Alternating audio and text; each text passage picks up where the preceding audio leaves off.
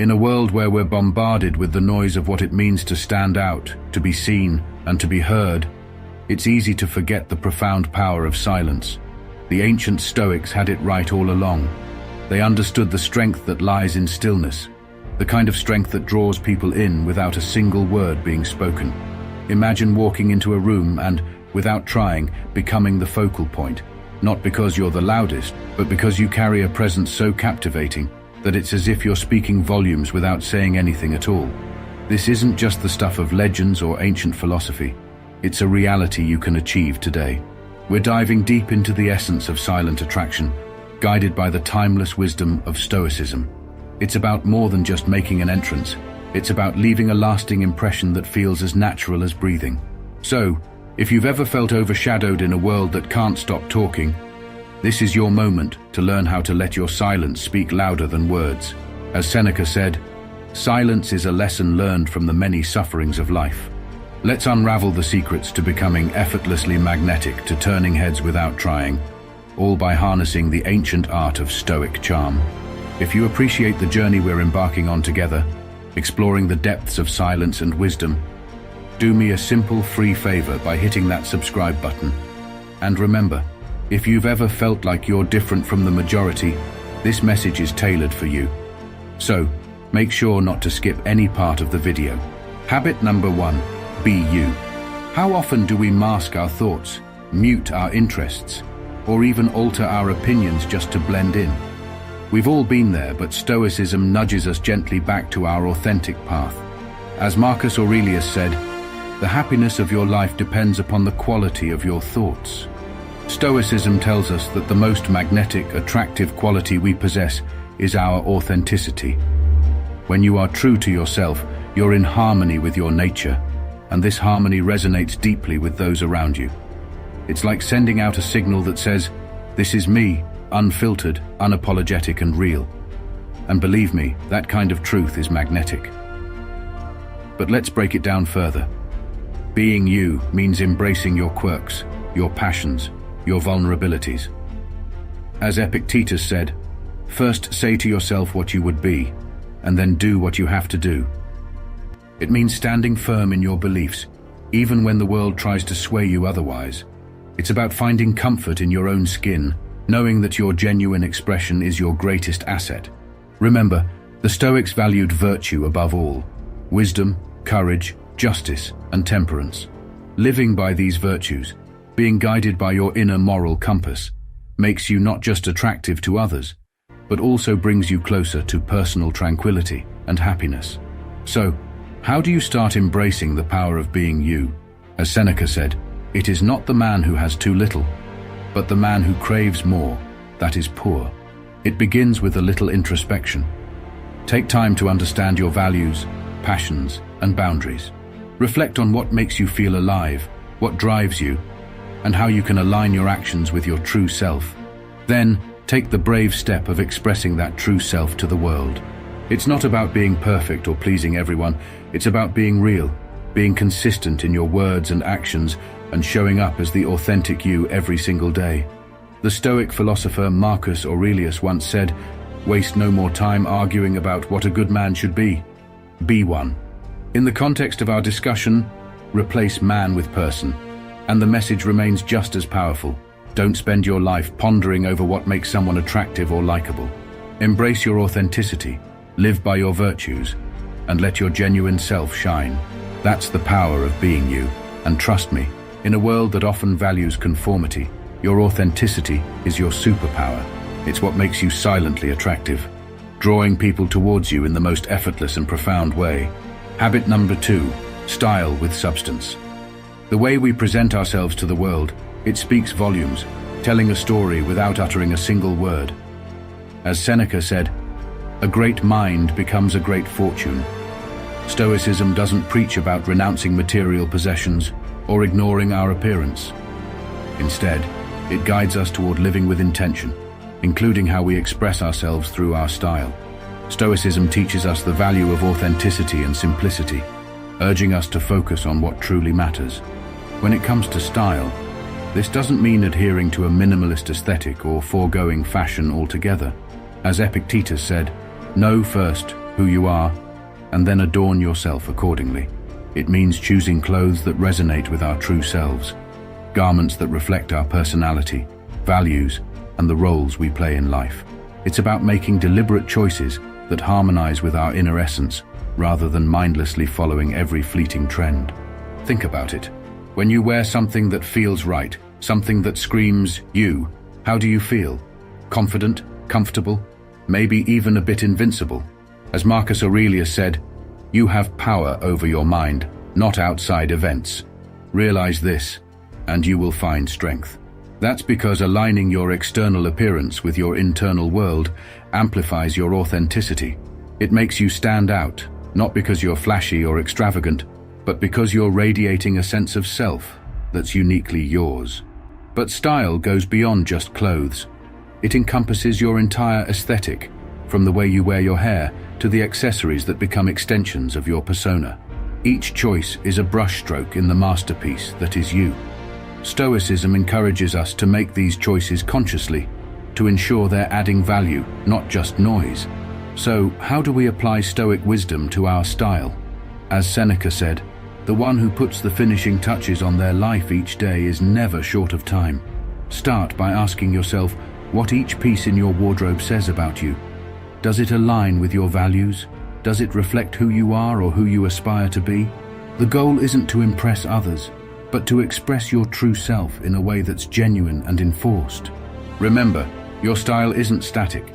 As you grow, evolve, and navigate through life, your style will shift and change. That's perfectly okay. The key is to remain true to yourself through these transitions, allowing your external expression to evolve with your internal journey. Habit number 3, the silent language of the body. It's fascinating how much we can communicate without ever saying a word. Our posture, our gestures, even the way we move through a room, all of it sends signals to those around us.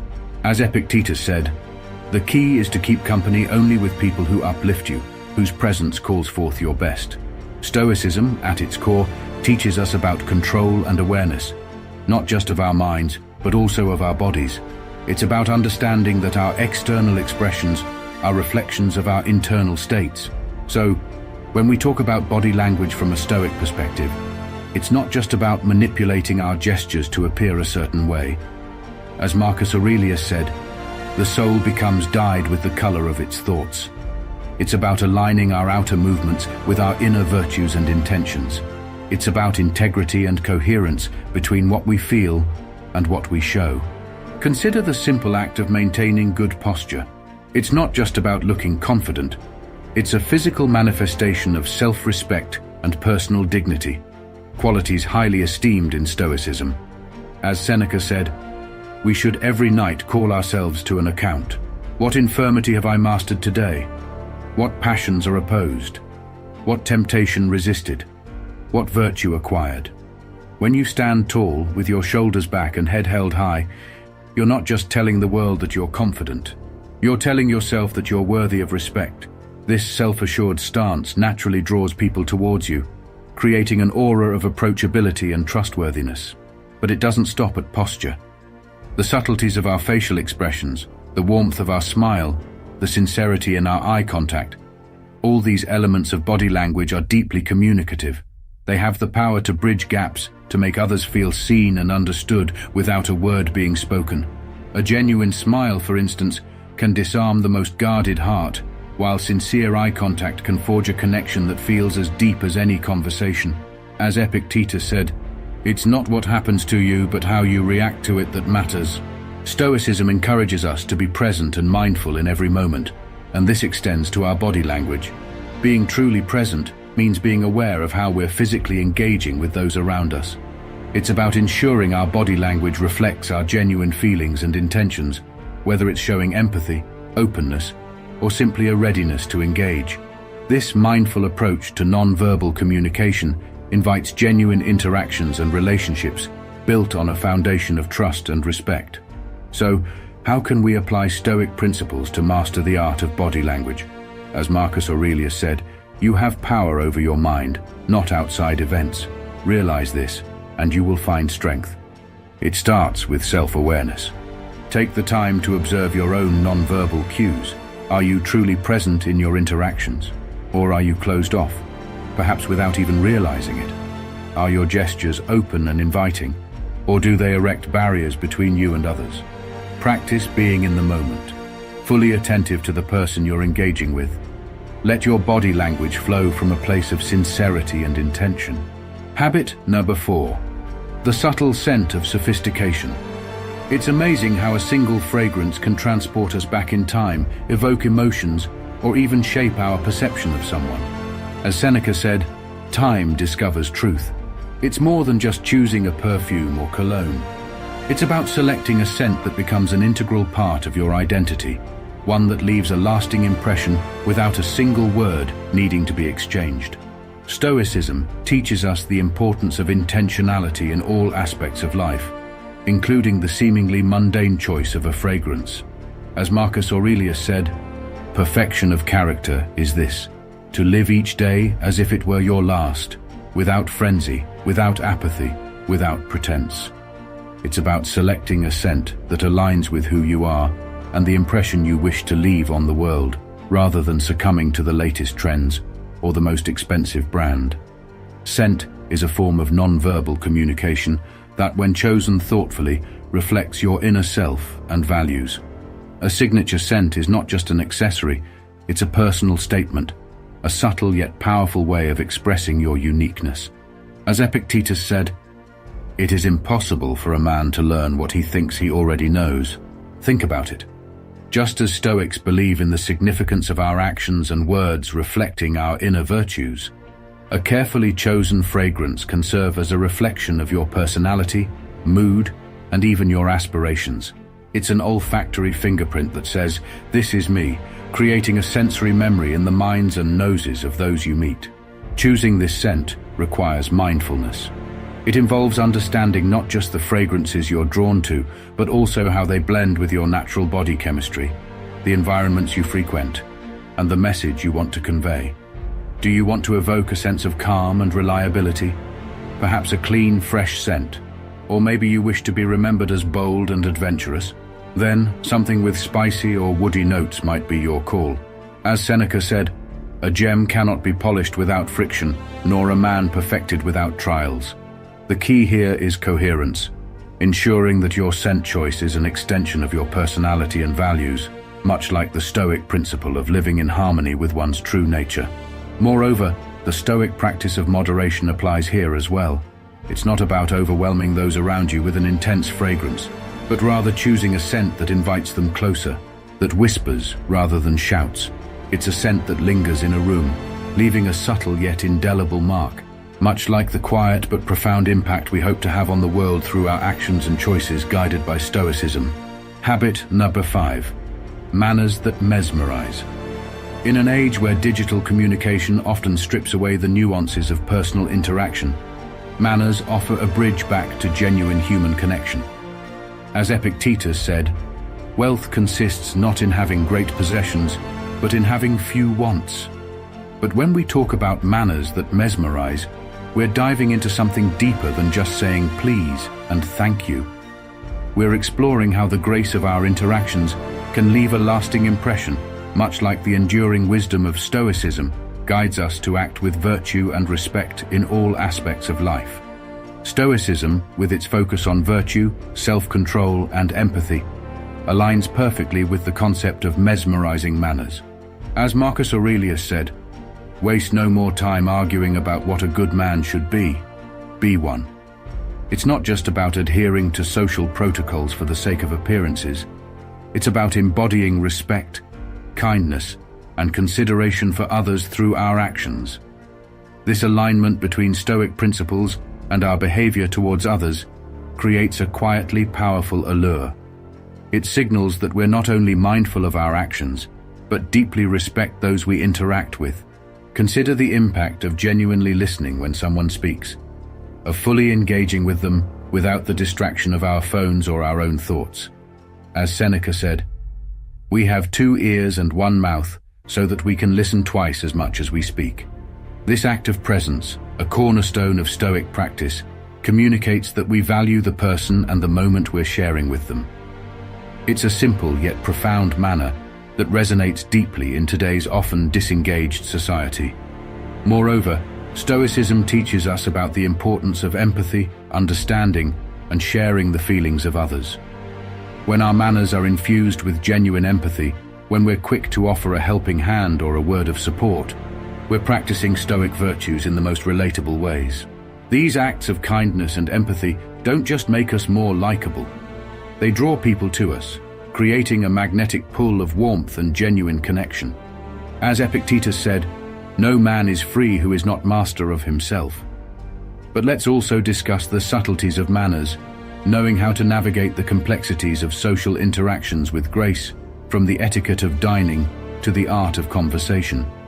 These skills reflect mindfulness and respect for the situation and the company we're in. Stoicism doesn't teach us to withdraw from the world, but to engage with it thoughtfully, and mastering these social graces is a testament to that engagement. It's about showing that we care enough to put thought into our actions, to honor the unspoken rules that smooth the way for more meaningful interactions. Habit number 6, being fully present. Be fully present. This isn't just advice, it's a powerful call to action, a remedy to the superficial interactions that have become all too common in our fast-paced world.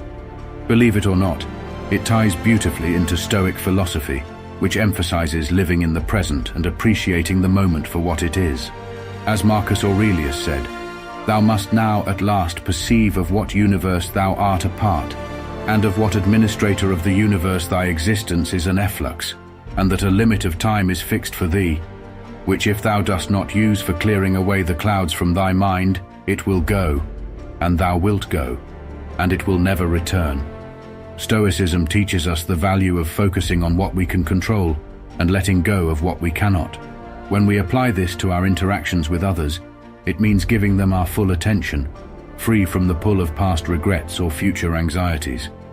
It's about engaging with them wholeheartedly, with a sense of presence that says, "You are important to me, and there's nowhere else I'd rather be."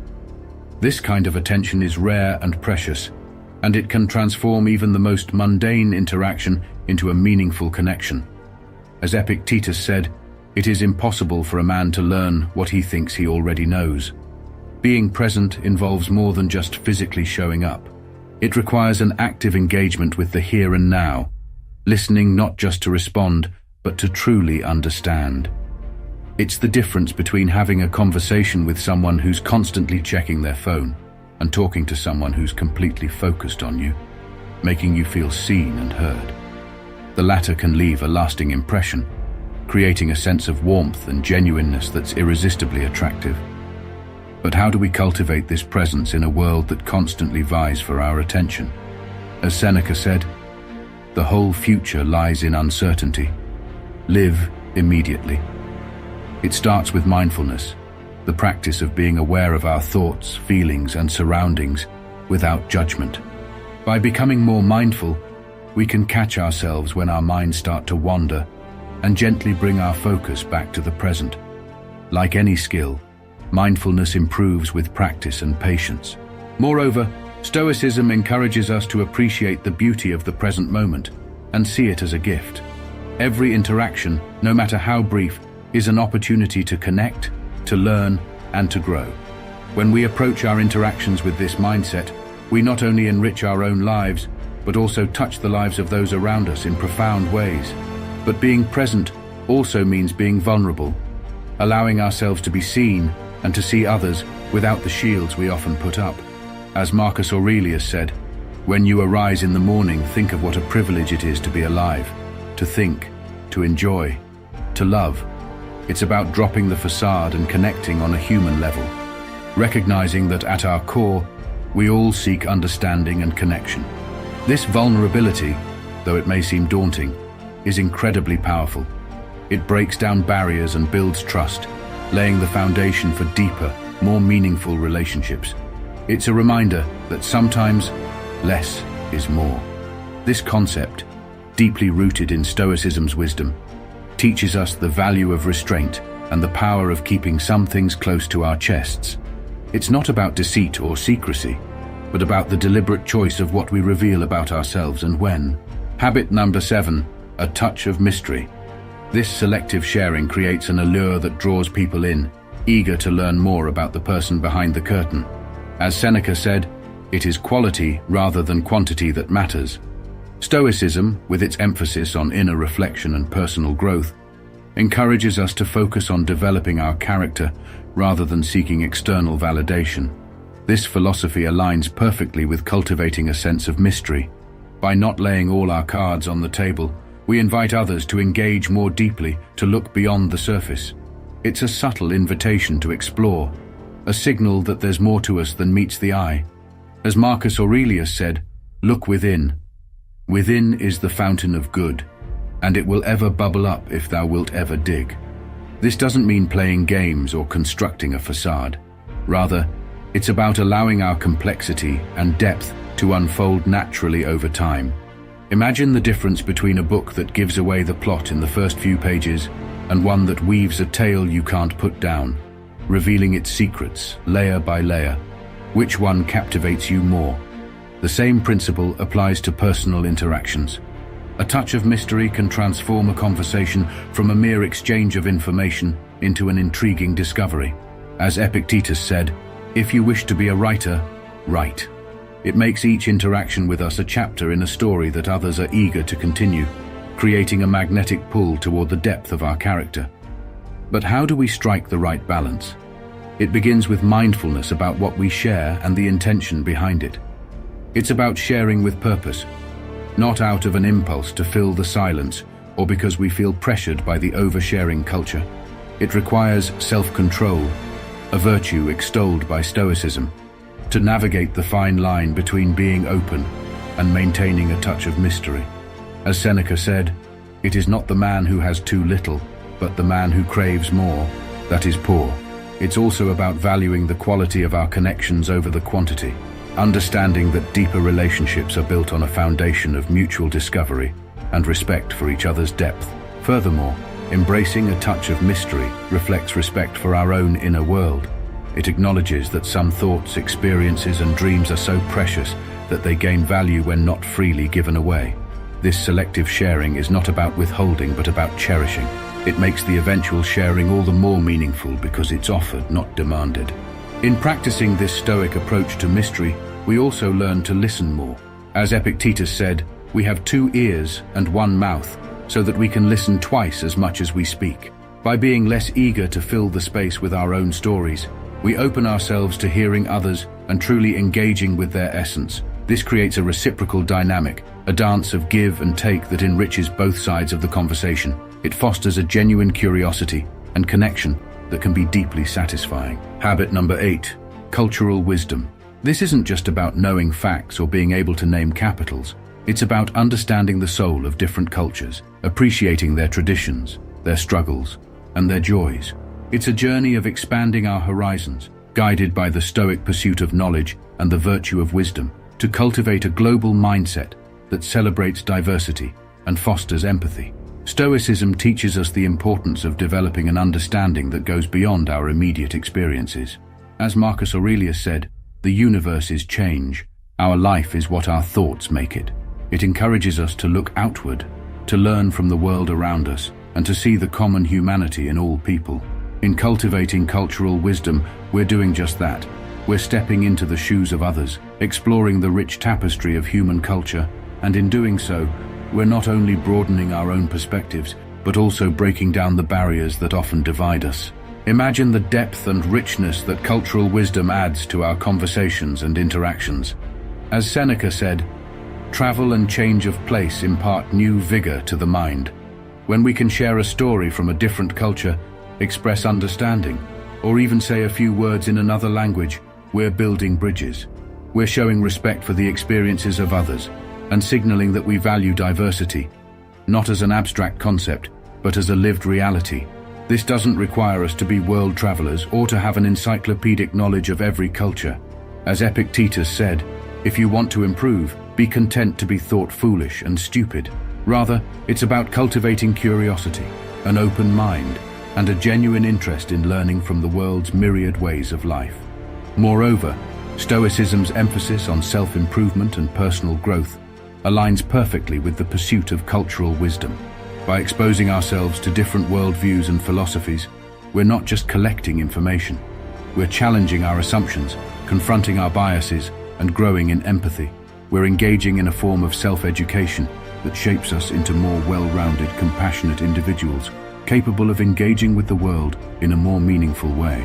As Marcus Aurelius said, "Very little is needed to make a happy life.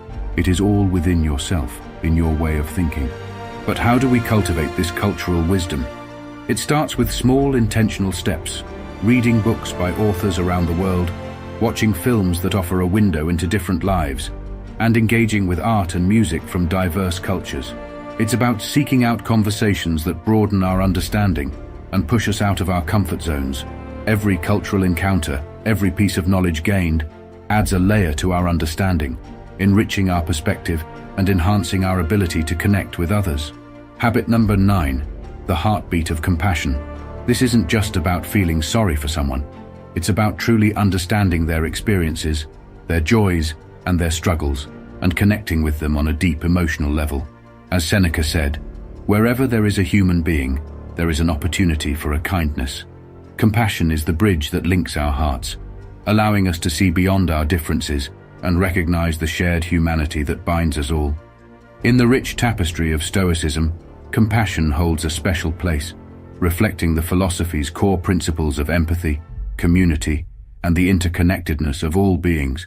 Stoicism teaches us the value of recognizing our common bonds, urging us to extend our concern beyond our immediate circle to the wider community and the world at large.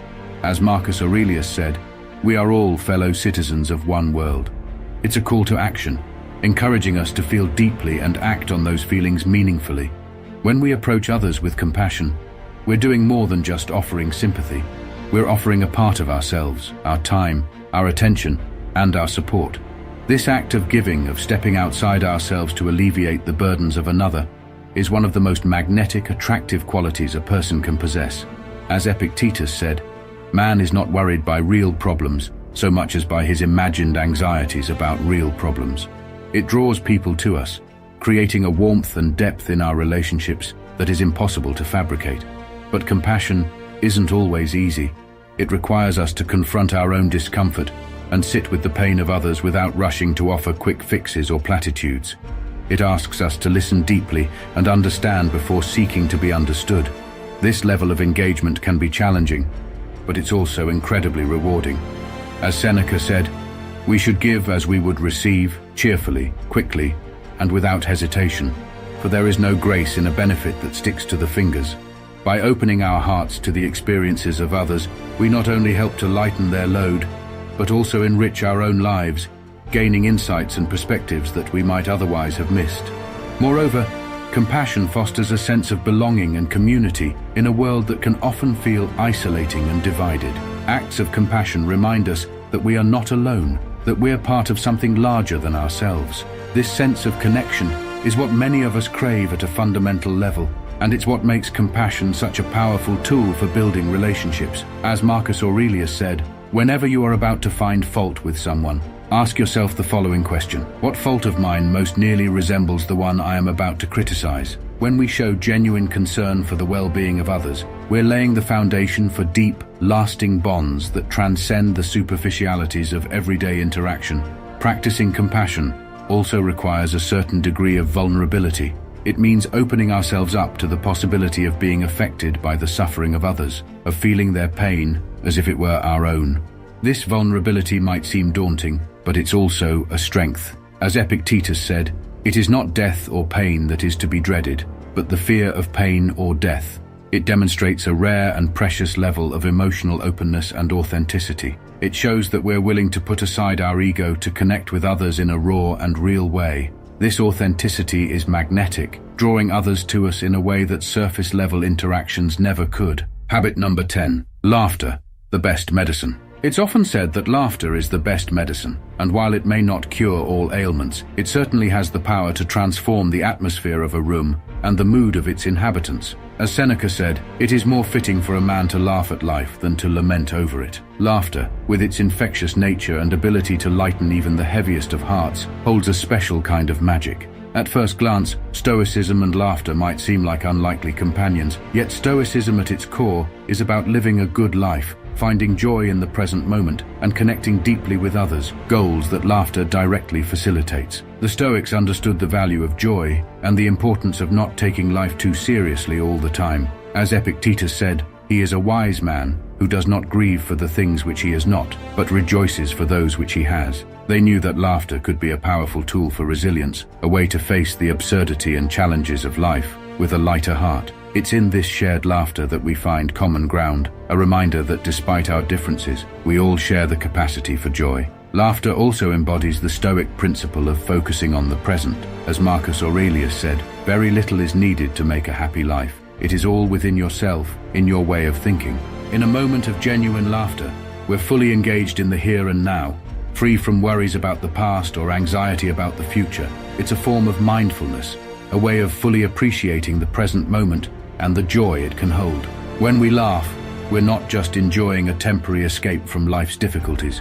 We're practicing a form of Stoic acceptance, acknowledging that while we cannot control everything that happens to us, we can choose to embrace life's lighter moments with open arms. Moreover, laughter is a powerful connector. It breaks down barriers and builds bridges. In shared moments of humor, we find ourselves more open, more connected, and more human. As Seneca said, "Life is like a play. It's not the length, but the excellence of the acting that matters." This aligns with the Stoic emphasis on community and the interconnectedness of all people. By laughing together, we're reminded of our shared humanity, of the common experiences and emotions that bind us. Laughter creates a sense of belonging, a feeling that despite our diverse backgrounds and life stories, we're not so different after all. But how do we cultivate more laughter in our lives? As Epictetus said, "He is a wise man who does not grieve for the things which he has not, but rejoices for those which he has." It starts with not taking ourselves too seriously. It's about being open to the absurdity of life, finding humor in our mistakes, and learning to laugh at ourselves. This doesn't mean ignoring the seriousness of certain situations or dismissing the real challenges we face. Instead, it's about balancing our perspective, recognizing that joy and sorrow are both integral parts of the human experience. It's about seeking out and creating opportunities for joy, whether through engaging with light-hearted content, spending time with people who make us laugh, or simply practicing the art of seeing the humor in everyday situations. Habit number 11, the art of self-care.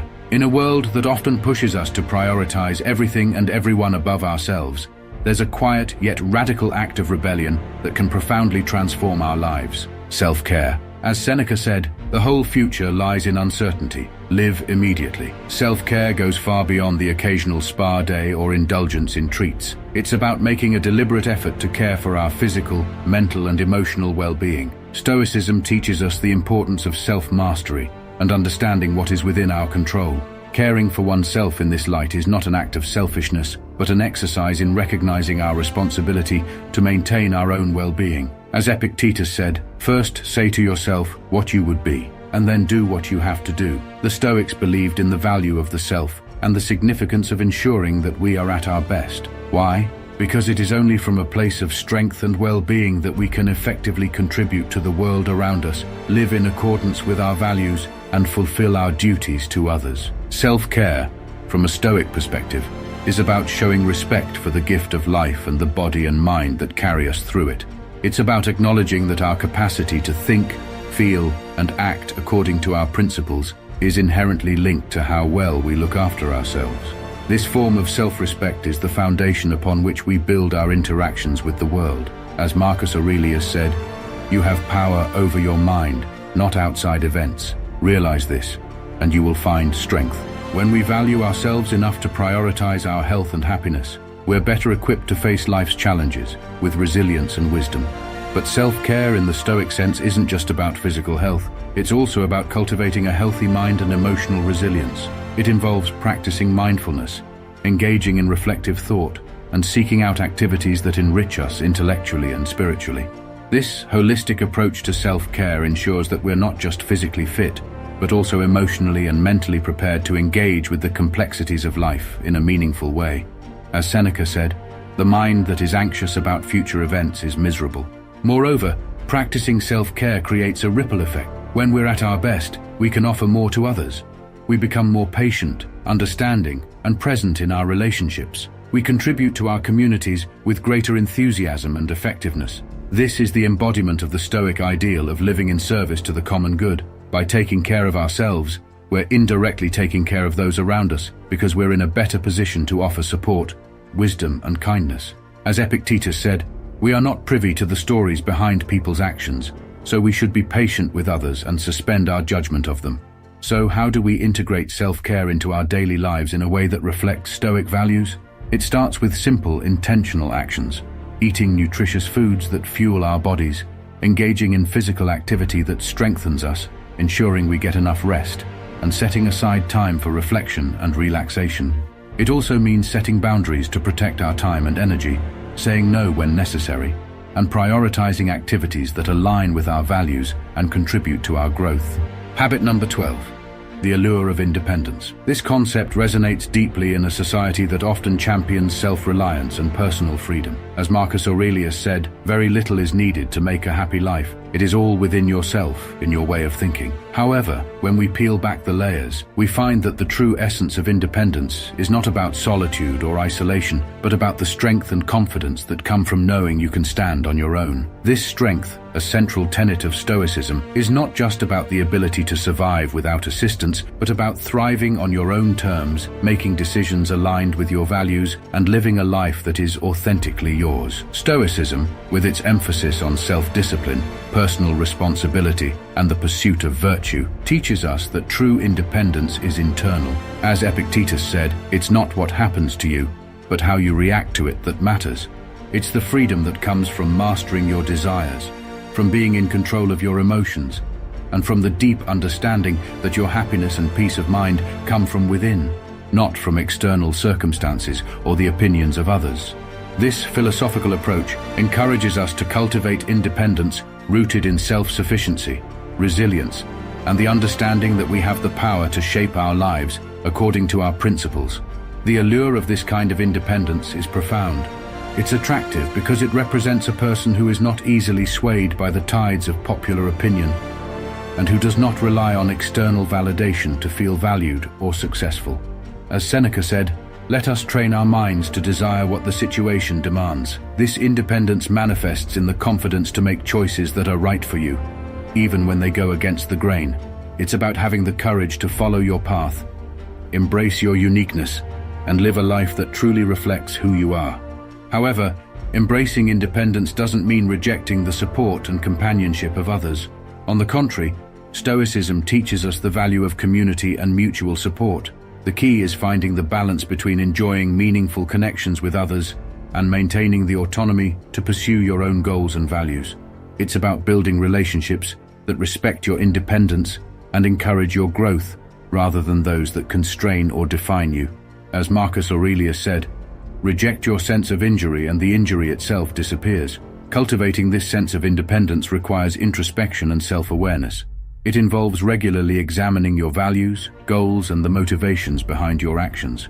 Are you pursuing something because it truly resonates with you, or because you feel pressured by societal expectations? It also involves developing resilience, the ability to face challenges and setbacks without losing sight of your values or your sense of self. As we wrap up this journey through the Stoic art of silent attraction, remember, the most profound connections are often forged in the quiet moments, through the subtle strength of our character, and in the authentic expression of our true selves. As Epictetus said, "First say to yourself what you would be, and then do what you have to do." Embrace these principles in your daily life, and watch as the world around you transforms, drawing others to the warmth of your presence and the depth of your spirit.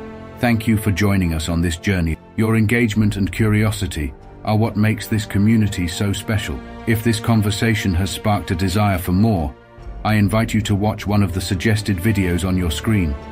Dive deeper, continue growing, and let the timeless wisdom of Stoicism illuminate your path. And remember, in the silence of your actions, your life speaks volumes. I'm afraid that was the end of the script. The video concluded with an invitation to explore more content and a reminder about the power of our actions, even in silence. To recap, we covered 12 socially attractive habits inspired by Stoic philosophy. 1. Being authentic to yourself. 2. dressing with style and substance. 3. Mastering the silent language of body language. 4. Choosing a signature scent. 5. Practicing manners that mesmerize. 6.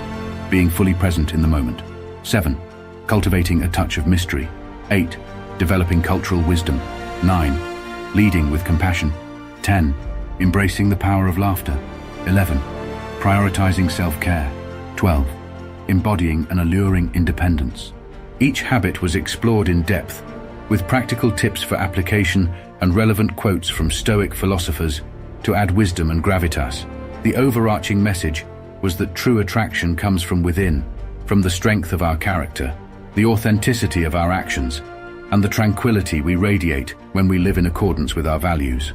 If you have any other questions or would like to discuss a particular habit in more detail, please let me know. I'm here to support your journey of personal growth and self-discovery through the lens of Stoic philosophy. If you enjoyed this video, feel free to like, comment, and share.